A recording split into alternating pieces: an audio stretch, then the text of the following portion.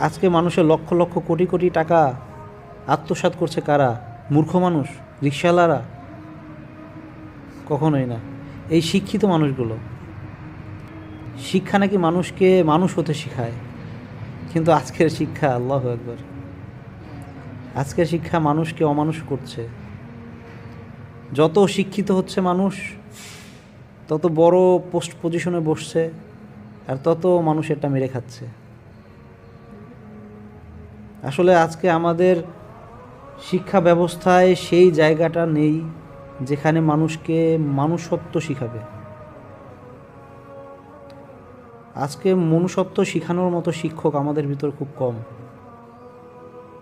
আজকে শুধু শেখানো হচ্ছে টাকা, দুনিয়া, সম্মান, খ্যাতি কিভাবে অর্জন করা যায়।